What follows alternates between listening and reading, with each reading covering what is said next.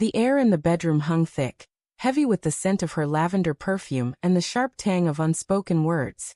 I stood frozen, staring at the crumpled note on the dresser, its edges worn as if it had been folded and unfolded a dozen times. Intimacy only next year, don't insist. Okay. My own voice echoed in my head, flat and hollow, agreeing to her sudden, cold demand last night. I'd walked out, the door clicking shut behind me like a gavel. Now a day later, her absence screamed louder than any argument. The note wasn't the only thing she'd left behind. Her phone lay beside it, screen cracked, buzzing with a notification that made my stomach lurch. Meet me tonight. Usual place. I didn't want to touch it. Her phone felt like a live wire, humming with secrets I wasn't ready to face. But my hand moved anyway, trembling as I swiped the screen. No passcode. That alone felt like a betrayal. She'd always guarded it like a diary. The message was from a contact labeled simply J. No last name, no photo, just a single letter that burned into my mind. My pulse thundered in my ears, drowning out the distant hum of traffic outside our Brooklyn apartment. The words blurred, but I forced myself to read the thread. Miss you already. Can't wait to see you. Last night was everything. Each message was a shard of glass, slicing through the fragile trust I'd clung to. Yesterday, when Lila had sat me down at the kitchen table, her eyes avoiding mine, I'd sensed something off. Her hands fidgeted, twisting the hem of her sweater, and her voice was clipped, like she was reciting a script. I need space, Ethan, she'd said, her lips barely moving. No intimacy for a while. Not until next year. Please don't push me. The words had hit like a sucker punch, but I'd swallowed the sting, nodded and said, okay. I thought it was stress, her late nights at the gallery, the pressure of her first solo exhibit. I'd rationalized it, told myself she just needed time. But now, standing in our bedroom, her phone in my hand, I saw the truth clawing its way out. The apartment felt too small, the walls pressing in. The hardwood floor creaked under my weight as I paced, the sound sharp against the silence. I could still smell her coffee from this morning, cold in the mug on the counter. The living room was a mess of her, sketchbooks strewn across the couch, a half-finished canvas propped against the wall, its colors chaotic, like her mind. I wanted to scream, to demand answers, but she wasn't here. She'd left for the gallery hours ago, or so she'd said.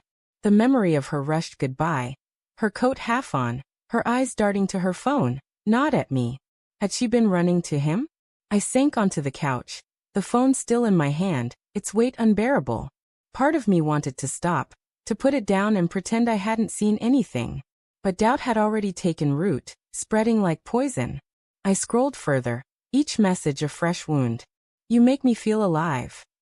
He doesn't suspect a thing. My breath caught, ragged and sharp. That was me. The fool who'd believed her tired excuses, her late nights, her sudden distance. I'd chalked it up to her art, her ambition. I'd told myself I was being supportive, giving her space to create. But this was something else. The clock on the wall ticked too loudly, each second a hammer against my skull. I remembered the early days, when Lila and I would stay up until dawn, her laughter filling the cracks in my cynicism. We'd met at a dive bar, her sketching strangers on napkins, me stealing glances at her over my beer. She'd been a spark, a burst of color in my gray world. Now that spark felt like a lie. Had she been pretending even then? Or had something changed, something I'd missed? I forced myself to stand, to move. The phone went back on the dresser, but its presence lingered, a ticking bomb. I needed answers, but confronting her felt like stepping into a minefield. What if I was wrong? What if Jay was just a friend, a colleague, a misunderstanding? The thought was flimsy, but I clung to it, desperate to delay the truth. I grabbed my coat and headed out, the cold October air biting my face as I walked toward the gallery. I needed to see her, to look into her eyes and know. The streets were alive with noise, honking cabs, chattering pedestrians, the distant wail of a siren. But inside, I was unraveling. Every step felt heavier, my mind replaying her words, her touches, her silences. The gallery was a 10-minute walk, but it felt like miles. By the time I reached the glass doors, my hands were shaking. The sign read Lila Monroe, unveiled, her name in bold, mocking me. Inside, the space was all white walls and soft lighting. Her paintings hung like confessions. I scanned the room, but she wasn't there. A young woman at the desk smiled politely. Lila? She left about an hour ago.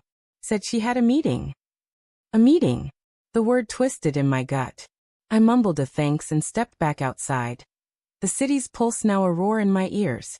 My phone buzzed in my pocket, and for a moment, I hoped it was her calling to explain, to erase this nightmare. But it was a text from my sister. You okay? You seemed off last night. I ignored it. I couldn't explain this to anyone, not yet. I walked aimlessly, the city blurring around me. My mind churned, piecing together fragments. Her late nights, her guarded phone, the way she'd flinched when I touched her last week. Each memory was a breadcrumb leading to this moment. I ended up at a park, the same one where we'd picnicked last summer, her head on my chest, her laughter soft against the breeze. Now the benches were empty, the trees bare, their leaves scattered like broken promises. By the time I got home, dusk had settled. The apartment dark except for the glow of a streetlight through the window. Lila was there, sitting on the couch, her face pale, her eyes red-rimmed. She looked up, startled, and I saw it. The guilt, raw and undeniable. Ethan, she whispered, her voice breaking. We need to talk. The words I dreaded hung between us, heavy as the note on the dresser. I wanted to yell, to demand who Jay was, to make her feel the weight of my pain. But my voice came out soft, almost pleading. Why, Lila? Just tell me why. She stood, her hands twisting together, her eyes darting to the floor. I didn't mean for it to happen, she said, her voice barely audible. It was a mistake. I was lost and he was there. Her words were a knife, twisting deeper with every syllable. She didn't say his name, but she didn't need to. The truth was there, in her trembling hands, her broken voice. I waited for anger, for the explosion I'd felt building all day. But all I felt was emptiness, a hollow ache where love used to be. How long? I asked, my voice steady despite the chaos inside. 3 months, she admitted, tears spilling down her cheeks. I wanted to tell you, but I couldn't. I love you, Ethan. I still do. Her words were a cruel echo of the past, and I saw it then. The real betrayal wasn't just her with someone else. It was the lie she'd let me live, the trust she'd shattered while I'd been blind. I turned away, unable to look at her, and walked to the window. The city stretched out below, indifferent, its lights flickering like stars I could never reach. I'm sorry, she whispered, but it was too late. The note, the phone, the messages, they were all pieces of a truth I couldn't unsee. And as I stood there, staring into the night, I realized the worst part. I'd said okay to her distance, but I'd never agreed to this.